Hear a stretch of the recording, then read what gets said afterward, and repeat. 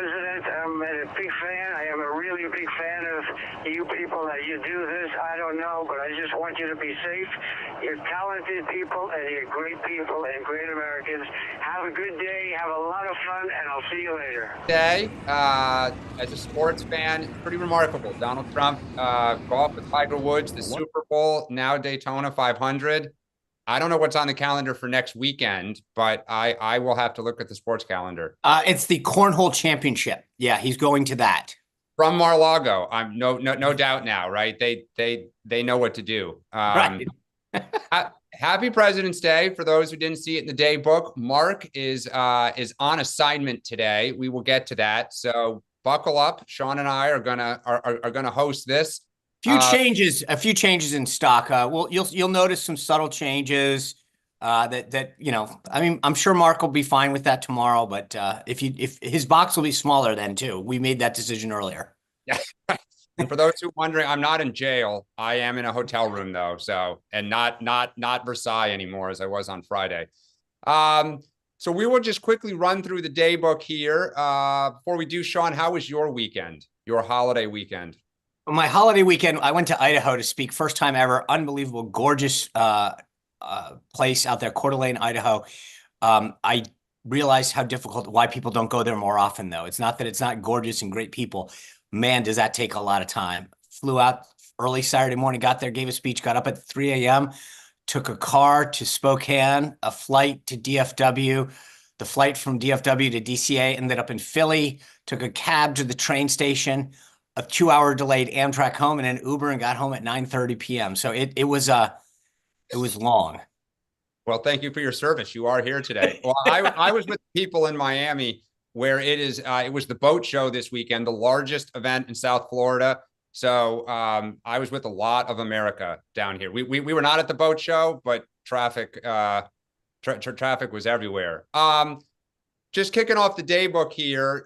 It is a federal holiday. Donald Trump has no public events scheduled at this time. Sean, will we hear from Donald Trump today? You taking the over? No, I'm going to take the under. He'll play golf. I'm sure he will. Hear from him is relative. See from him different.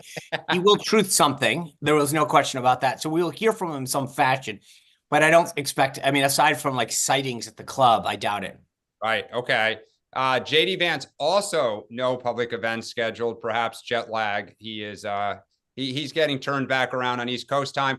Congress, the House is not in session this week. It's a district work period. The Senate will be back in session starting tomorrow. They have a busy schedule coming up, which we will get to later in the week. And we did not put it in the day book, but people are probably aware today in Saudi Arabia, Secretary Rubio, the national security advisor, the president's favorite friend, Steve Witkoff, will start negotiations with their Russian counterparts. And that is kind of a good segue here. Our first topic, meet me in Saudi Arabia or Paris. There's a question here, Sean, obviously the Ukrainians are not in Saudi Arabia. The Europeans are gathering in Paris to discuss kind of everything that happened this past weekend. So let me turn it over to you. Is Trump kind of winning the war with Europe, even though there's questions about what's happening in Ukraine? Yeah, there's two separate issues that are happening, but on parallel tracks. So when it comes to Ukraine, this is where I think people are missing where the ball should be. Ultimately, we all want the war in Ukraine to end. We want people to stop dying, property stop being destroyed, money being spent on needless killing. So everyone gets their panties in a wad about the process. Oh, who's involved? At the end of the day, Zelensky said the other day, he told Trump, Putin fears you. He's the only one that can cut a deal. You're the only one who can cut a deal with him. And then everyone gets offended that they go off to start to cut the deal. Should Ukraine be involved at the end of the day? Of course, they have to be. They can't not be part of an ultimate solution. But for the U.S. to take the lead on this, considering the money that we're spending and the stature that we have, who cares? That shouldn't be what the focus is. So I think you're seeing this progress being made initially with Rubio and others over there in Saudi. President will then eventually meet with Putin at some point. Zelensky's going to be involved in the ultimate solution. And then the second piece is these that was led by the JD Vance speech in Munich on Friday, where everyone got all offended by the language that JD used and the assertiveness. Look, the way I look at this is two friends. At some point, if your friend keeps taking advantage of you, you should call it out because they're not much of a friend. And Europe for a long time has taken advantage of us financially, militarily, economically. And for us to finally call them on the carpet and say, you guys, we've been your friend, we've had your back, and we've asked you to make some commitments to your own neighborhood that you failed to do, is not rude. That's how you actually act among friends. So I actually think it's well timed that we called them out for how they've treated the United States and the support that we've given them. So I'm happy with where we're going. I think that we could see some great things, and people need to stay focused on what the ultimate prize is. Number one, ending the war in Ukraine. Number two is making sure that we have a stronger and better relationship with Europe. Them being stronger, them contributing to their national defense makes us better, it makes them better, and it makes the world safer. Yeah, I mean, I think it's interesting. I mean, as kind of shocking as Vance's comments were, and some of it was probably not the most ideal way to go to another country and just kind of lecture them the way he did. The irony is their reaction, Europe's reaction, is to huddle and talk about how we have to take ownership of the continent. We have to take ownership of the future, which, as you say, is exactly what Trump has run on, which is exactly probably a little bit of the reset that needs to happen, where it is not the United States, providing and paying for 80% of the security, but they start taking the majority share of their own neighborhood.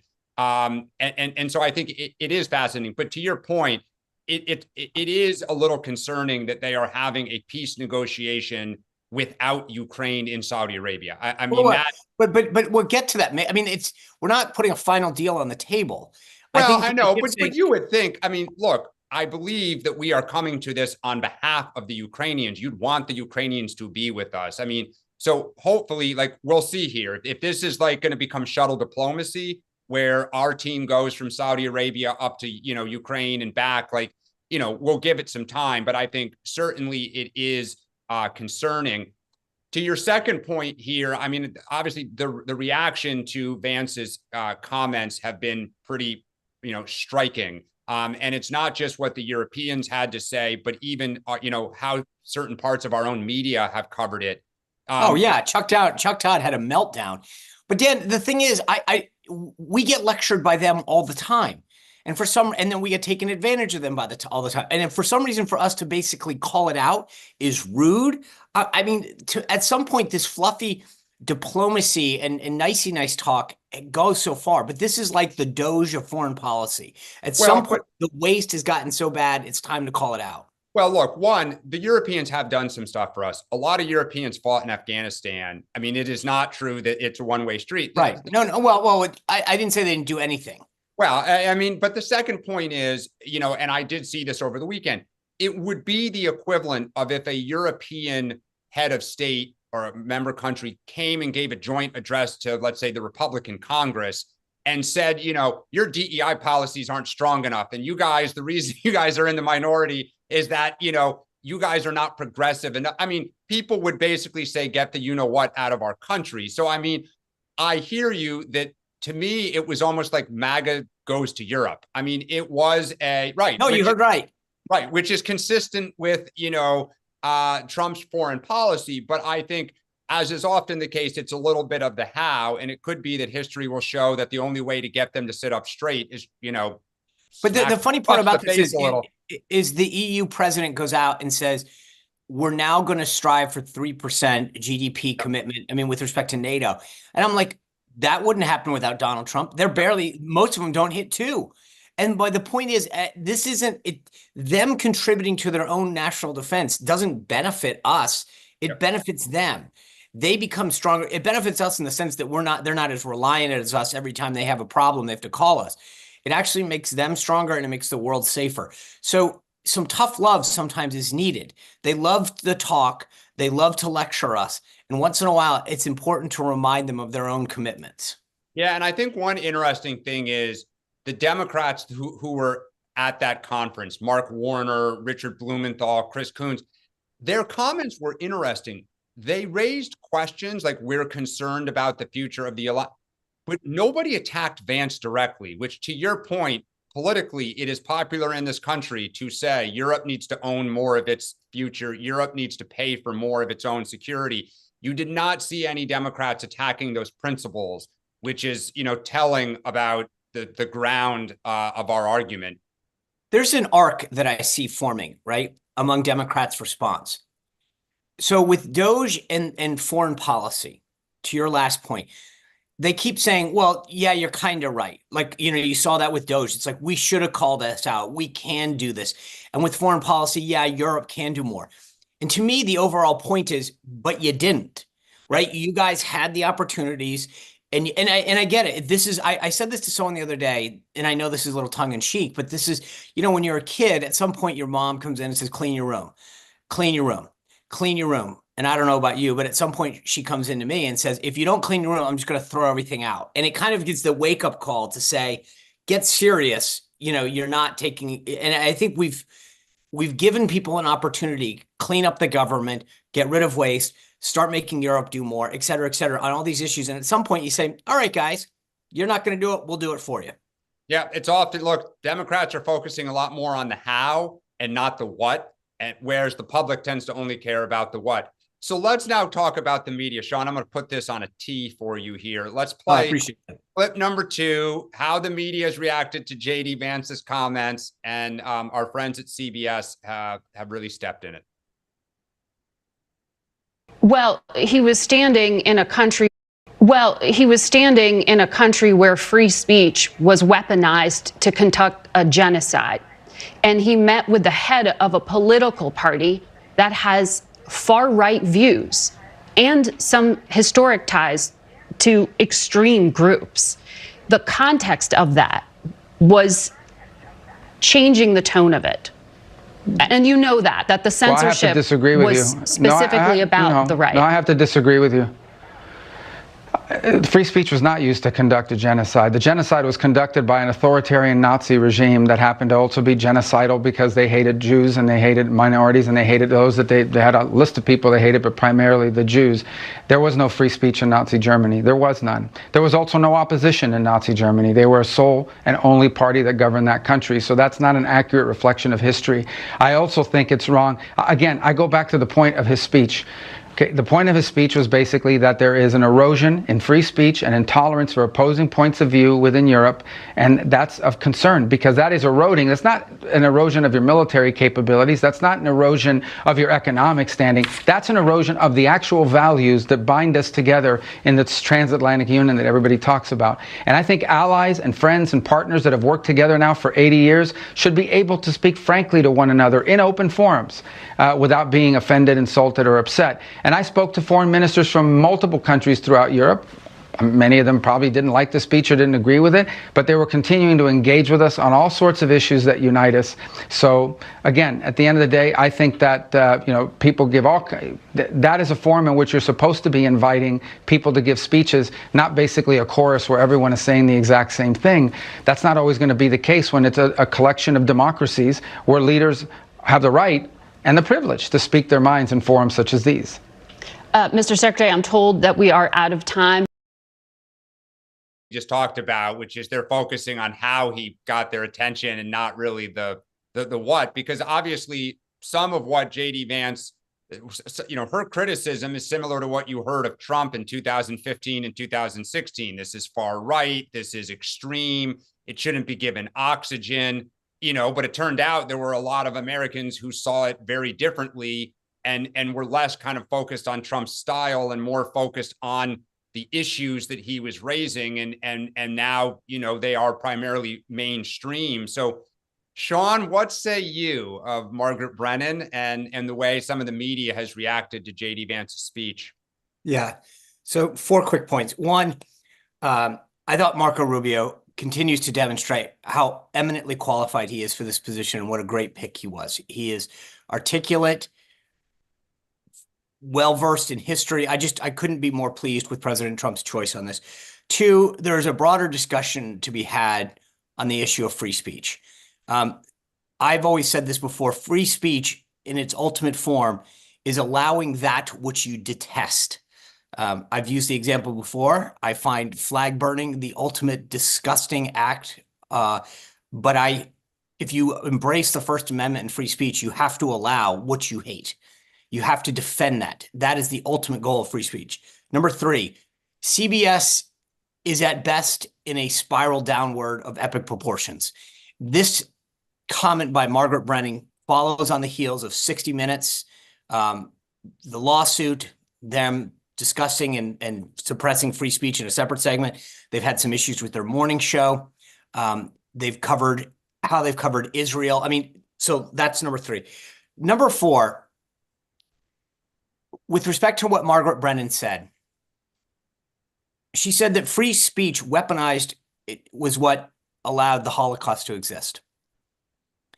You know, Dan, when I was at the White House, I had probably one of the most epic screw-ups of my life. And in an attempt to explain something unbelievably poorly, I made a reference that I'll never, ever live down. And it was a fumble. Like, it was the biggest screw-up, like just how I articulated and what I was intending to do. I think everybody understood what I was intending to do to describe the horrendous nature of what Assad had done in Syria. And I screwed up an analogy and a historical reference. And I paid an ultimate price for this. And to watch Margaret Brennan walk out last night and not say a word, she goes, "We're out of time." CBS has said nothing. Her colleagues at CBS have said nothing. No one is calling her out. These so-called, Anti-Defamation League, the Southern Poverty, who are rushed to condemn everybody on the right. Where are they today? Why is Margaret Brennan facing no backlash from her colleagues in the media? This is absolutely reprehensible. The hypocrisy in the media continues to go unchecked.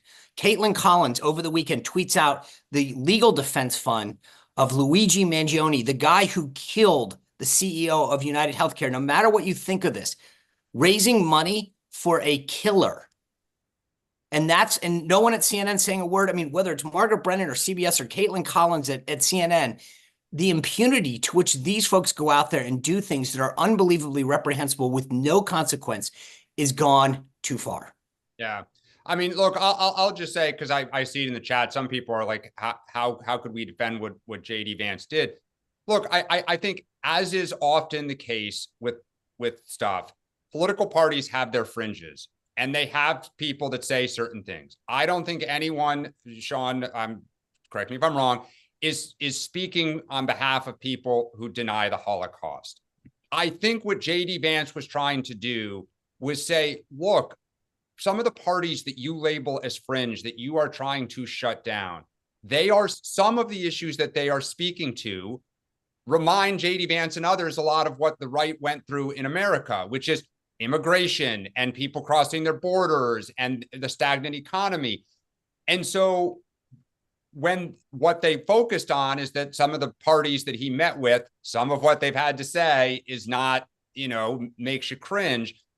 But I think the bigger picture it was kind of this, the MAGA, principles they're now starting to push in Europe and saying, you need to, we are going to give voice to the frustrations of these people.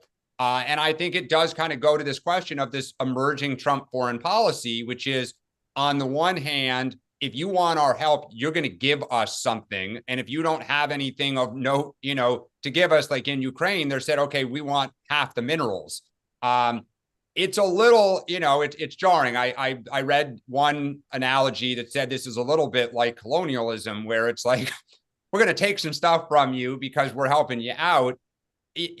Look, Sean, to me, the issue is, at some point, we have to do favors for friends. Like, you can only have a deal if it's a two-way deal. The other side has got to get something out of the relationship. My dating history, like, good luck telling your partner it's always going to be the way I want it, my way or the highway. At some point, Trump's going to have to show some openness to, like, let us do you some solids here. But Dan, you admit there's a difference. This is my point on two fronts. One is, like, the free speech argument. You're absolutely right. For those of us on the right, like, this idea of democracy dies in darkness, which is the new tagline of the Washington Post since Trump got elected. is an attempt to embrace the freedom of speech. And yet to people on the left, freedom of speech and freedom of the press and freedom of is what we want to talk about. So the idea of, I mean, the censorship and blocking people, like that's not free speech. And this idea of saying, look, you've got to allow voices that you don't like. There was a comment one of the members of Congress, I played it on my show, from I'm trying to remember what state she's from, and she said, I'll stand with anyone who wants to limit free speech. And it's like, wait a second. So there's a bigger, broader discussion, not just here in this country, but internationally, especially in Europe, about some of the laws. And if you saw, like, there was a clip that's now gone viral on 60 Minutes, I'll play tonight on the show, where these guys talk about the fact in Europe, insulting someone is grounds for jailing them, right? And so insulting them. Listen, if that was the case, half of America would go to jail for what they've said about me. But so there's a discussion about free speech. Then secondly, there's a discussion about how we conduct ourselves. And I think at some point, and I get your point, doing a solid for someone, whether it's a neighbor figuratively or a neighbor to like our north or whatever, is one thing. Getting taken advantage of or not looking for a good deal is quite another. And I think what Trump represents most broadly, both domestically and internationally, is a voice that says at some point, you've got to wake up and fix your own. I mean, you can't just do the same thing over and over again and expect a different outcome. So we're going to start looking out for America. Yeah. Well, and I'll just say on the free speech that it's a little rich with the AP fight, but we need to move on. So no. And I think that's, but I will say this, I will give you the fact that is worth a discussion. And I would tell you guys, this is Mike Allen in Axios today has a column that's specifically devoted to the AP and the situation that they're going in, and lays out the arguments of both sides in terms of what's happening. And so if we, I don't think we're going to have time to get into it, but there is a compelling discussion about what's happening. And just because you don't allow someone into your office doesn't mean you're anti-free speech. I'll just leave it at that. So we're going to move on now. There's a lot of talk about precedents, about what Trump is doing. He continues to move 100 miles an hour. Doge, the firing of different federal agency employees. In some instances now, they're quickly rehiring people because they seem to, realize, oops, wait, we do need that person. But the Supreme Court agreed now, or a case has reached the Supreme Court on the president's power to fire the I think it's the Inspector General, kind of writ large. Obviously, Sean, there's your case of Spicer versus Biden and the Kennedy Center. Stepping out from each of these, the bigger picture here, the power, the executive branch power to kind of police itself. How do you see this? Well, first, on the court front, I can't imagine. Look, there's a nuance in the inspector generals in particular. They're supposed to be given 30 days notice and have a material reason for firing them and notify Congress. So I could see in that case the court kind of trying to carve out a niche that says the president has the power to do that. But in this particular case, they might find some nuance that says, but he didn't follow the procedure. So we're saying that the president can do it. He needs to go back, give them 30 days notice, and tell Congress he's firing. I could see a scenario where the court affirms that position. But the bottom line is, and I think Elon said this really well in the Oval the other day, at some point we elect the head of the executive, the presidency. The bureaucracy doesn't get to dictate what happens. We have an election, consequences happen. And if the president of the United States gets to shape the executive, that's just a fact, right? It's sort of like saying the Speaker of the House can't determine what bills come up on the floor of the House. You elect a speaker to perform certain functions, same way you elect a president to run the executive branch. So I have a feeling the court is going to affirm this, and that will go that. You mentioned the case. It was a really funny story. I wrote this op-ed. I mentioned this, a few weeks ago in the New York Post about Spicer v. Biden and why President Trump had all this power. And then this just tells you how funny this stuff is. In the course of the editing process, the New York Post editor says to me, what other commissions are there that this would like? Because maybe not everyone's familiar with the Service Academy. And so I have a list of all the commissions and boards, and I start reading off a list like, oh, there's this.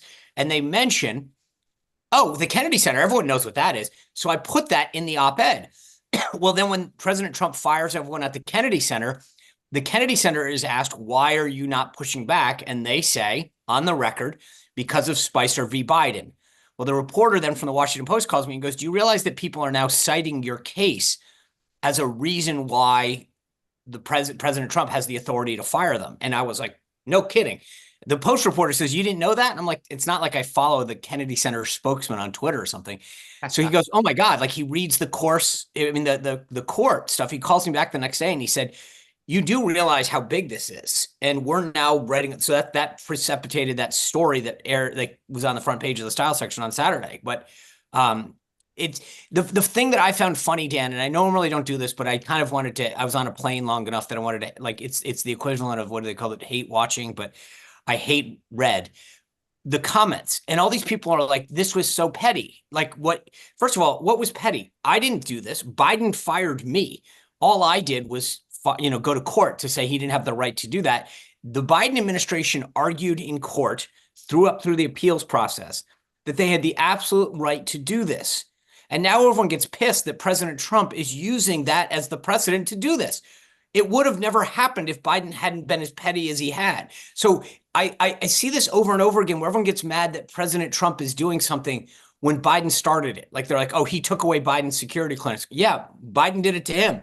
You can't get pissed at him for what he started.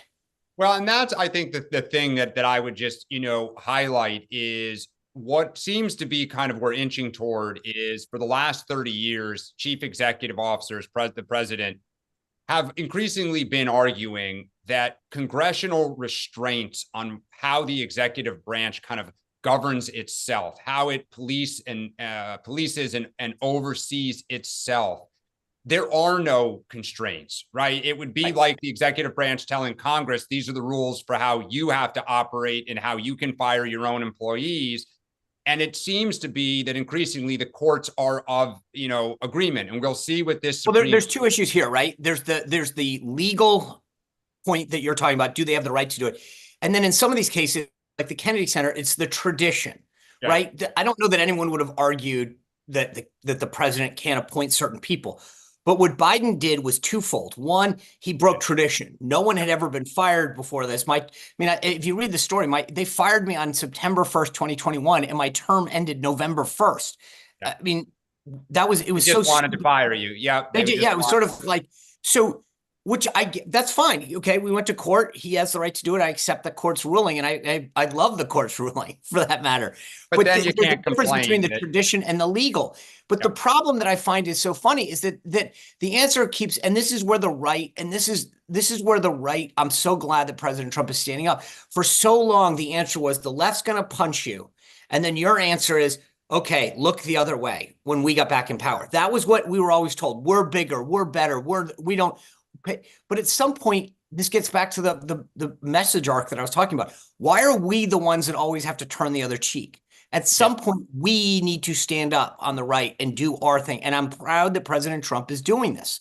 It's so funny because on the left, they always see it the same way. The right punches and we get walked over. And so, but I think we both agree. Both parties continue to set precedents. And then when the other does it, it's like, oh my God.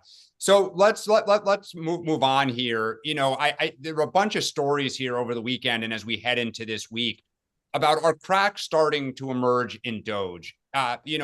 First off, Sean, it is stunning. Donald Trump and Elon Musk sat with Sean Hannity. I think it was on Friday or Saturday. It's going to air tomorrow night. I think it's the third time they've been together to kind of defend Doge. The president's most valuable commodity is his time. They are, doing this again. What are your, my sense is they're very smart politically. I wonder if they're seeing stuff in their own data that says we need to get ahead of this, try to, put a towel on some flames that might be building. There's this, over the weekend, several Republican senators and House members began to complain to their local press about the potential impacts of cuts and layoffs and services being frozen and uncertainty to local businesses. Now you saw the Wall Street Journal has this poll out. There's kind of not poll, but it's a check-in with a bunch of voters who swung to Trump in 2024, expressing concern about local impacts of things Doge are doing. Sean, do you see some, cracks beginning to emerge, or you think it's still full steam ahead on the right? No, it's quite the opposite. I mean, I think that people want cracks to emerge. So let's just be clear that everyone's sort of like, it's like a couple that a bunch of the guys don't think that the girl is good for the guy, or the girl thinks that all of her friends think the guy, and they're like trying to point out all the flaws. But everyone, because you look at the media, right, and they're like President Elon, Prime Minister Musk, and they want Trump to get pissed. The difference is they I think are simpatico. And that's why they did the interview. Look, Trump doesn't need a poll or whatever. He knows what's working. And I think he relishes this for many of the reasons we've discussed in the past, which is that Elon gets to be the foil. I mean, he's the bad guy. No, they're like, look at what Elon Musk is doing. He's carrying the load of all the bad. And I think Trump loves it. The base couldn't be more excited about what's happening. Trump's hearing that and seeing that. So look, I think the exact opposite. I think the media and the left really are trying to drive a wedge between the two. But when you saw that sit down with Sean Hannity, it was like, going back to my couple thing, it was like, you know what? We just need to hold hands and go show everyone that we're in love. I mean, it was. Boy, because I don't remember, Trump sitting with someone like Hannity, with right. somebody else like that is interesting, because that's what I'm saying. Again, he is really sharing the stage. So it'll be interesting. Look, from the Democratic vantage point, I do find it interesting that more and more Republicans are stepping forward to say, we've got concerns. Like the fact that they're firing people, then rehiring people, that they're like, oops, wait. But don't you think you have to? Like, I always think what they're doing now is like, after a storm, you worked for a bunch of members of Congress, that like after a storm, your boss sends a letter to FEMA as if like they didn't know that the storm came through, but they need to show action, right? Like I wrote a letter to the FEMA administrator about the damage in our district, right? They want to show their constituents. So by speaking out a little, it's showing that it's telling their constituents, we're keeping our eye on this. We're aware of the problem. But at the end of the day, these guys are, the ones that I've talked to, they're super excited that we're finally addressing this. Yeah. Well, we'll do one more topic, then we'll get to your questions here. So, from my vantage point this weekend, there was kind of good news and frankly, a lot of bad news for Democrats. I'll start with the positive here as it's Monday. For those who haven't seen it, the Wall Street Journal, did follow up with these voters, and it was the first time that you saw some potential concern with the coalition that got Trump elected. I always come back to elections are decided with that 5 to 10% of the middle of the electorate. And primarily that group voted for Trump based on the economy, that inflation was a killer for them. The economy in general was not great. They want him to deal with immigration. They want the woke issues dealt with, which I think Trump is really doing. But those first two issues, there is less kind of there so far. And in this Wall Street Journal story, you have voters expressing real concern about kind of the speed that Trump is moving. They feel like some things are maybe falling through the cracks. His attention is not exactly on what they would like it to be. It reminds me for Democrats, we've counseled like, hey, this is only the first few weeks of the game here. Is a long way to go. Historically, when people move fast and do a lot, the country recoils a little bit, whether it was Obamacare, like big things. We don't tend to like big things too quickly. So I think there are some good signs for Democrats that voters seem to have that middle 10%, some real anxiety. The bad, and then Sean, I'll turn it over to you. Story is about Democratic fundraising. I know I mentioned this on X. Mark has really been talking about this. I poo-pooed it, at the time. One thing I did not think about was the fear of revenge and retribution by the Trump administration, kind of freezing major donors, like to the soft money groups, the people who write $5, $10, $15, $20 million, worried that they're going to have, investigators or auditors showing up at their door to just do a, personal or corporate audit. And just, what this means for Democrats if they don't have the institutional infrastructure being funded. And then just this story about something we've talked about, the way that the right is running circles around the left on social media. If you look at our leadership, as a rule, they are, you don't look at Nancy Pelosi and think nimble on social media. Chuck Schumer, you wonder if he even knows how to really do it himself or if his aides are doing it, Wait, do you wonder? Yes, you don't wonder. No, wonder. No, we don't. And you don't wonder. We don't. And so, just the fact that the Democratic leadership is just so missing in action, and the echo chamber part of the reason we don't have it is the leaders don't help to build it up because they're not really themselves on these platforms. Their staff is, in their accounts. But Sean, what is your, take on some of this stuff about the Democrats that's appeared? First of all, you're crushing it on the topics. I'm like, I'm literally haven't taken this many notes in several shows. So kudos to your moderation here. I'll start with fundraising. I think the take that I found very fascinating in the story is that one of the way that I think we discussed it in the past primarily was, does the right attempt to use its power to basically say to folks, to corporations and others, do not donate, right? Do not go there. To quote Kamala Harris, don't. The difference that I thought was interesting in that story, Dan, was that it was them self-regulating themselves. People on the right, on the left saying, I don't want to give because I'll get seen as somebody who's supporting, like they're self-doing it to themselves. They're not saying I was told by some right-wing organization or by my member of Congress, don't give because I'll never get anything. They're self-policing and saying, I don't want to give because I don't want to out myself as a donor, because I don't want to face anything. And I think that that's a really unique angle to this. On the social media front, I can't believe how, if you go back through history, the Democrats generally lead in an area like low dollar fundraising, and then the Republicans take like a decade, and then somehow, whoa, it takes off. Social media, Democrats back in the early 90s embraced it a lot quicker, and I think there was this concern. If you think about even Section 230 and some of the other stuff that came out, it was the Republicans were fearful that Democrats are going to take it over. And I still think infrastructure-wise they do. When you look at the backbone of AI and a lot of stuff that comes out of Silicon Valley, it's garbage in from the left. And that's why you test this Alexa or whatever, and it doesn't know who the president is now. But I will say that how the Trump administration, the right, has handled social media has been brilliant. I mean, you look at the behind the scenes, Margot Martin, if you don't follow her on Instagram, the idea that you get to see the behind the scenes, Dan Scavino showing you the inside and out of the Oval Office.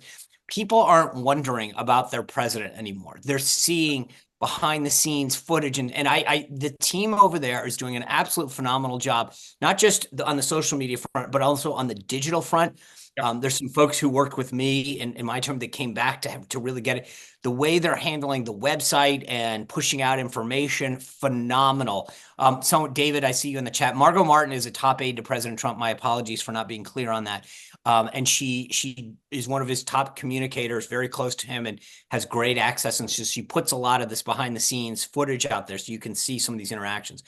But I would just say like that to me is sort of, some point will be a college course on how they did this. The last thing I'll just say on inflation is you're right. Like the polling that has come out show that it still is a top issue, but we all know that, like, you just take the issue of eggs, for example, it's tied to avian bird flu and some issues with chickens. And so the reason I say that is that when you're the president, it's not like you just come in and go, okay, inflation back down. Like it's a much bigger thing. And what I think this president is doing well is there are certain policies that you can put into place that will start to stem it, or stop doing certain things. Like I think a lot of us on the right believe that inflation, government spending helps drive inflation. And so if you're starting to take down that, you hopefully will reap the benefits in a few months. That being said, I think what this administration has done is basically shown you, I've got 80,000 things on my to-do list. It's not that we're not there. Like they're doing so much stuff and they're always active that you can't say they're not doing anything. It's just that it's almost like a distraction. We're doing and I think that's the problem, right? Which is I agree with you. No one expects him to bring prices down within the first 30 days. By May or June, I think the issue is they are doing so much. Like Doge is front and center. The wars are front and center, right?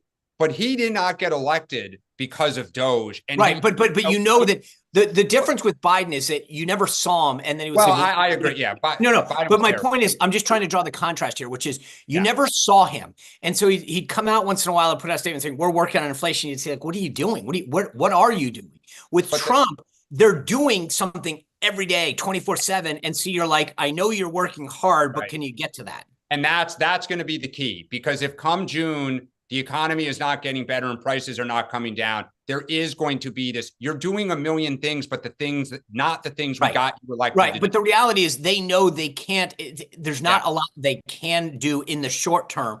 So there's a lot of things that are happening behind the scenes to try to deal with this. But you're right. In 8 months, I mean, I'd say midsummer, if you're traveling and things are costing more, as you're trying to go take a vacation or a day off or whatever. Yeah, I think, and they know that. They're not, I mean, you've got a really strong team there that knows that. All right. Well, we do. I think it's safe to say here that Mark's day job is safe because people are upset. We have not gotten to their questions. So with that here, Sean and I love to hear ourselves talk, and with no one policing us, we did it. All right. Let's go to David Fletcher. David, come on in, unmute. Hello. Yep. Oh, you know what? Who has the power? There it is. Go ahead, David. I think we should be able to hear you. Hey, how you guys doing? We're great. Good. How you doing? Good, good. I was just wanting to comment on the the Face the Nation thing this week. I put this in the chat. I think Republicans are having a contest to go on Face the Nation and see who can make Margaret Brennan look stupider. I mean, who's winning? JD and Marco have a tie. I got to give the edge to Marco because what she said was just so. I don't even know if she's read a history book. Can I ask you this, David? The Nazis allowed too much free speech. Are you kidding me? But can I ask you this? So let me. By Friday, does Margaret Brennan still have a job? Yes or no? Yeah, sure. You think so? You think that the bosses that she has looked at that and go, "Oh, that's the worst thing I've ever heard"? Nah, I don't know, because their bosses are trying to get a merger done. I think they're a little more sensitive to what the Trump administration may think. Yeah, David, did you have a question? Do you have a comment, or do you just wanted to? No, it was. I mean, you guys go on these shows, and you go into green rooms, and you've done all this stuff. I mean, have you ever seen? I mean, I hate to rag on her so much, but have you ever seen anybody like this? Because I haven't. I mean, you can go to the debate, you can go to JD Vance, you can go to several other things, and it just seems that she doesn't know what she's talking about, and that's a pretty. There is a weekly competition between Margaret Brennan and Kristen Welker, who can be worse, and that's a tough one right now. I think the big challenge is with the media, with the mainstream media, is they still tend to focus on the how and not on the what. What was the kind of macro message of JD Vance to Europe? Instead, she focused on his tactics and, was trying to kind of like express outrage, which is not what a journalist is supposed to do, right? You want to kind of go to the substance, try to educate people about, why this is important, why this is worth, being in the news, instead of focusing on kind of your own personal feelings on the style of how it's done. And that, has been tripping up the mainstream media for 9 years. They don't like Trump's style. Yeah. To state the obvious. Yeah. No, but one thing, I think that Kristen Welker, I mean, I agree with you, Sean. She's not great. But I think that she at least knows what she's talking about. I mean, she's being willfully ignorant or whatever when she's talking to Republicans. I just don't get the feeling that Margaret Brennan knows anything. Well, I think. I don't know that it's an intelligence thing as much as it is a bias thing. I mean, I think I think that she just really doesn't like in a personal way. I mean, the animus. So that's the thing. When you watch a show like that, you can see somebody's animus. I mean, she just doesn't like them, and it's just blatant on television. That's true, because you watch her interview a Republican, and her hands are all over the place. She's doing this. she's like this it's just, and then she's interviewing a Democrat, like, who was it, Shaheen, yesterday, and she's just like sitting back, well, yeah, well, that's amazing. That's a good observation. Thank you, David. Thank you so much for joining. Patty, I'm going to mispronounce your last name. Patano?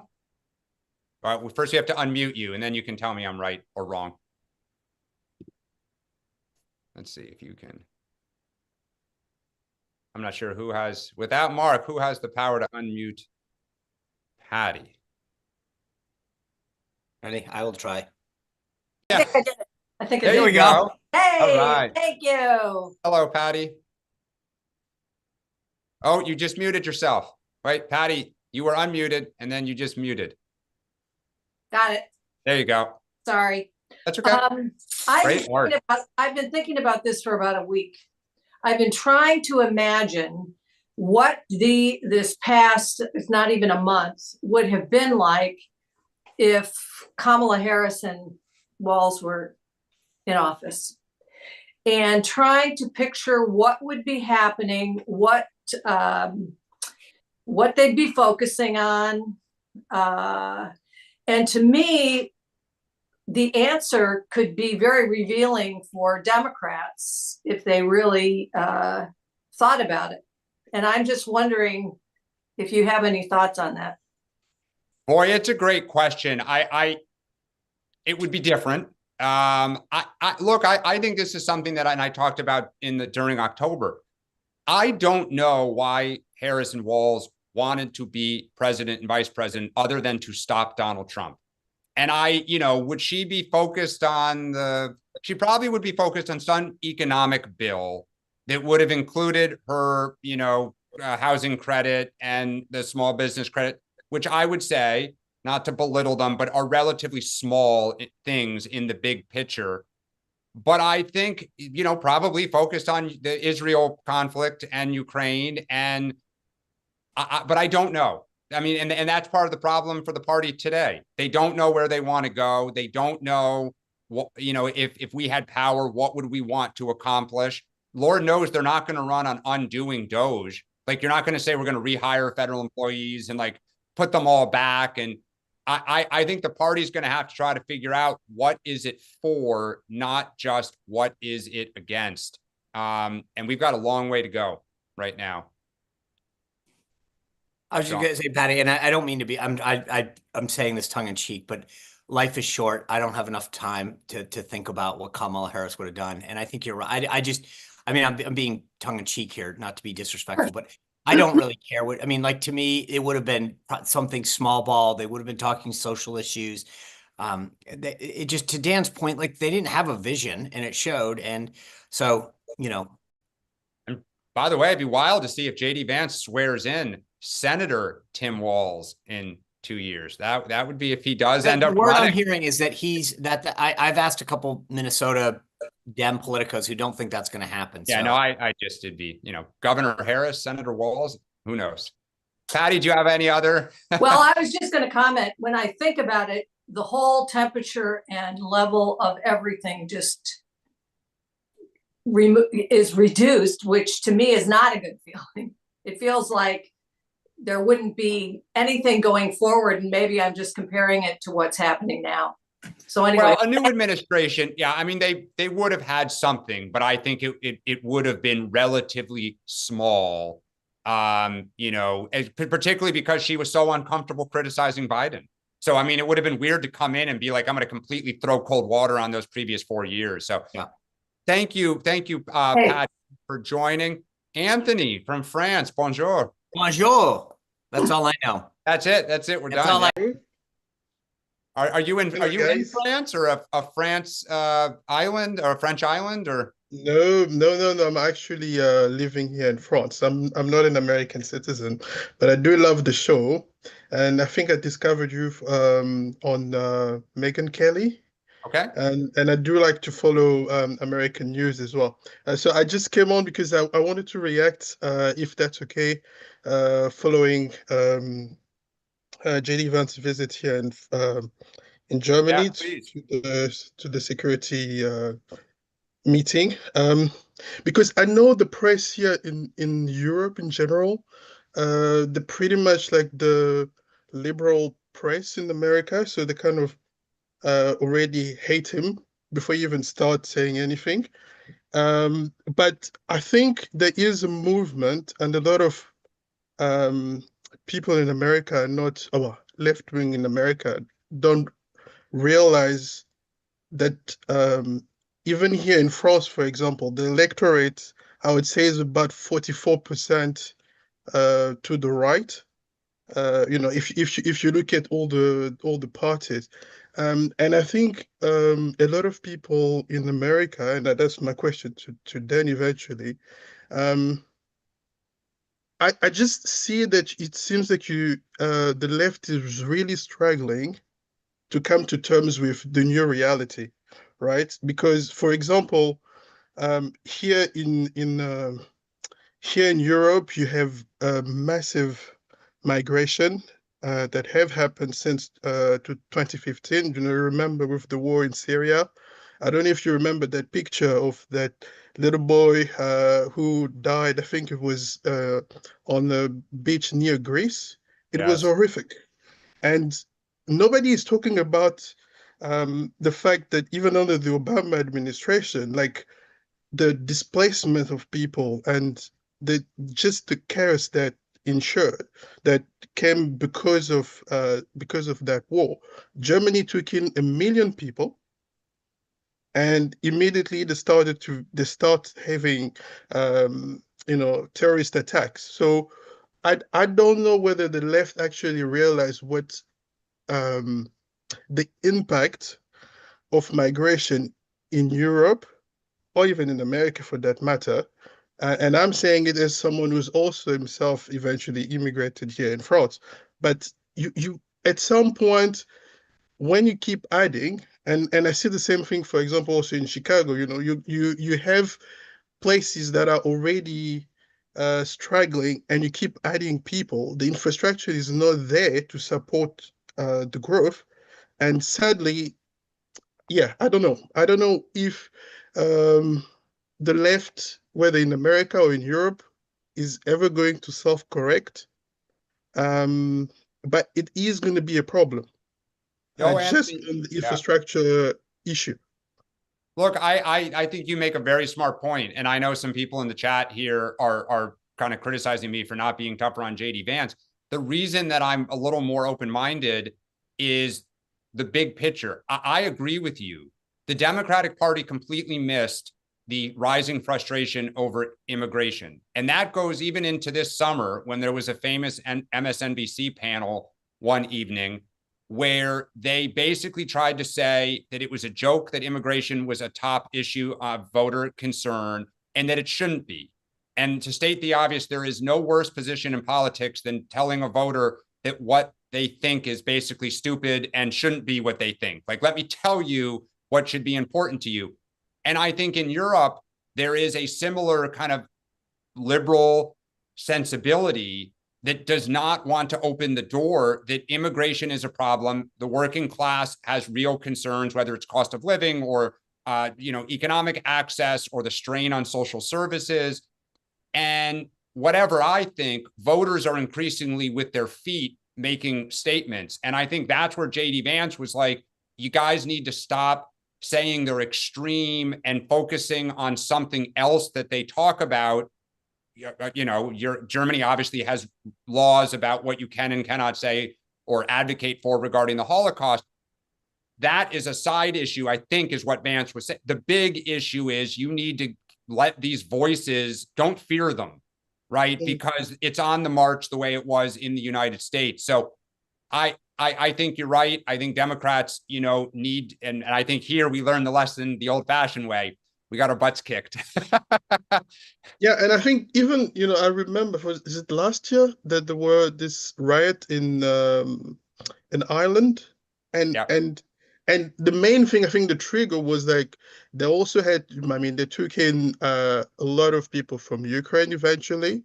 So I think a lot of people, I mean, if you speak to the elite, you only have the impression that those, like the entire country, the entire European country or the EU is fully behind Ukraine or the war in Ukraine.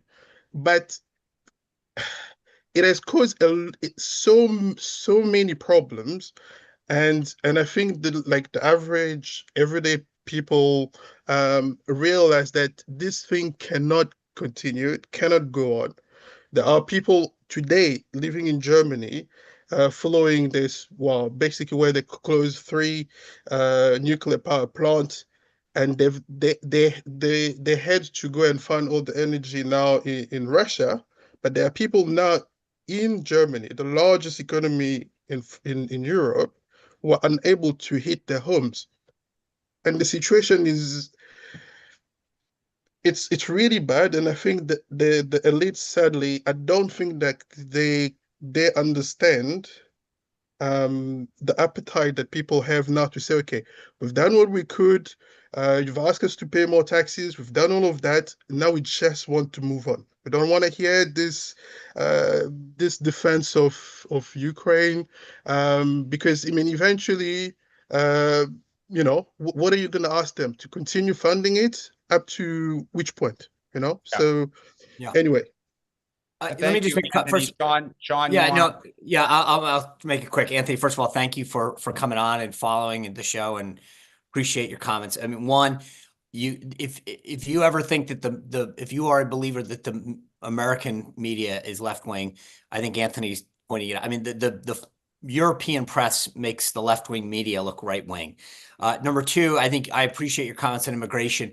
There's this false choice that many in the left put out that somehow if you don't let everybody flood into your country, then it's not a humanitarian worldview, that you're not caring for people. I think that's just a false choice, that people can care about other people and with also supporting a rule of law, right? Every country needs to protect its borders and its people. And then the last thing I'll just say real quickly is you're absolutely right. I mean, at some point, focus on the basics, right? These governments have issues with taking care of essential services, and that they want to have these existential fights about DEI and wokeness and who's taking care of whatever. Focus on the essential necessities that a government's supposed to take care of for its people, protecting them, providing essential services, instead of trying to reshape. I mean, and that's the issue in Europe. They're sitting around having these discussions about free speech when they're not doing what they need to do at the most basic level.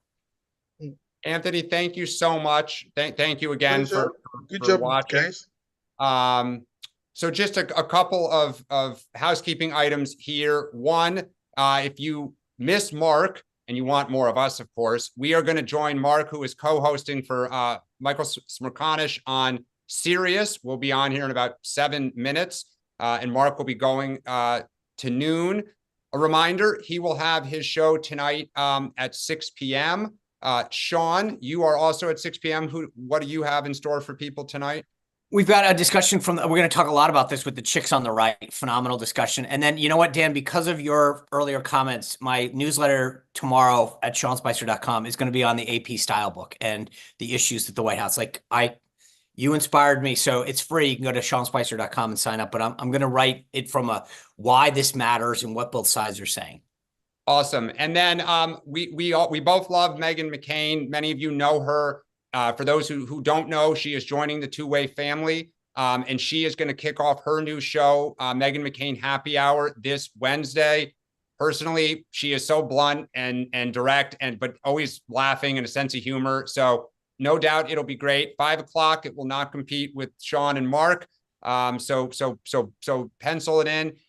And then just lastly, on a personal note here, I'm going to try not to cry. Every morning when we log into this show, we are greeted by our production team. And one of the members of the team, Audra, got some really bad news on Thursday. She's going to have a real battle ahead of her. I'm trying not to cry more. But we just want you to know, Audra, we love you. You're like a mother to all of us on this show. No offense to the other women, you are as well. But like in my family, if something happens to a member of the family, you rally the troops and you do everything you can. So Audra, get well. We love you. And good luck with your battle. Thank you, Dan, for doing that. I couldn't have gotten through that. So thank you. Yeah. All right. Well, thank you, everyone. Mark will be back tomorrow. And he'll put us in our place and it'll be a more efficient show. Thank you, guys. Have a great President's Day.